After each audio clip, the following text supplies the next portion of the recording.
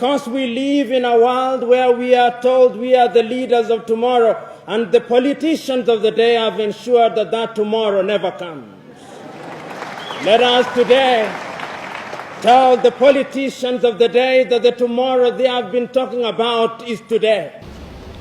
We live in a continent today where, as the young man has said, our young women upon attaining puberty cannot afford sanitary pads, but our public servants have iPads which they do not know how to use. We live in a continent today where our leaders who preside over our health sectors have no faith in the health sector. When they are sick and their families are sick, they run away to seek treatment in Germany, in France, in the United Kingdom, in South Africa and India. Even our health ministers don't have faith in our health departments. We live in a country and countries today where the political leadership have no faith in the education sector. They bring unto us what they call free primary education or universal primary education, but they can never dare take their children to those schools.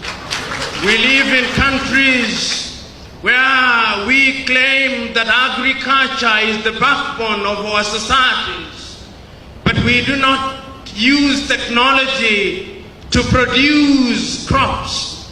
Africans are dying younger than they were dying 50 years ago. And I want to submit to you that corruption is the source of all these. I had the privilege of serving as the director of the Kenyan Anti-Corruption Commission. But it would appear that I did not understand my brief well. Upon being appointed, I assumed that my mandate was to go out there and fight the corrupt. But the truth was that I was not supposed to fight corruption. I was supposed to appear to be fighting corruption. Immediately, me and my team tried to fight corruption. The parliamentarians, in their wisdom and in my own view, in their lack of wisdom, used the occasion of the amendment of the law to disband the organization and to send myself and my 4 directors out of office.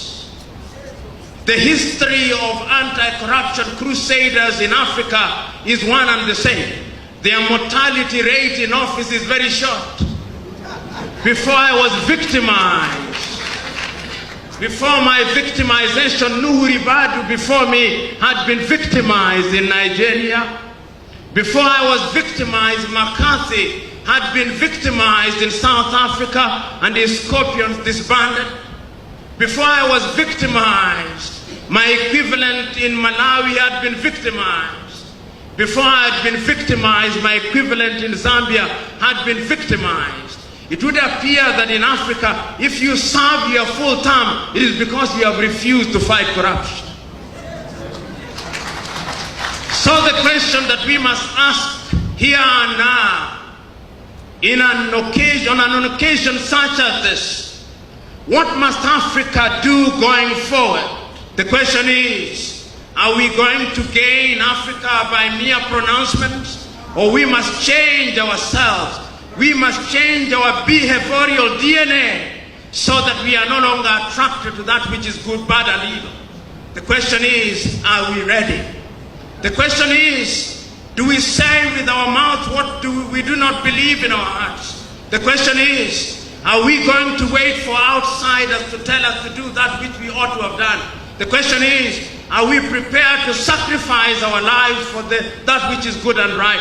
The question is, beyond the comfort of Africana, are we going to roll up our sleeves and meet the poor and the desperate and the oppressed in Karamoja? The question is, are we ready?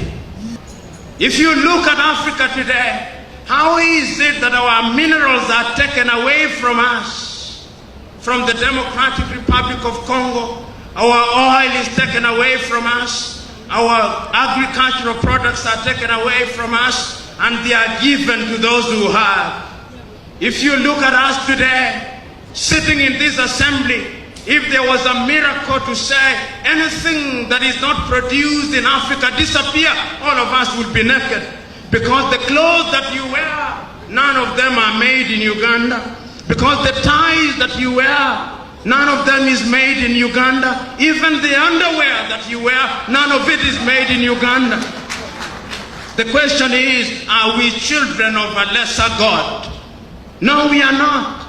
But we have allowed ourselves to be corrupted in our morals and in our ways. Our leaders steal from us, and they keep money in Europe and America. They can't keep it in Africa.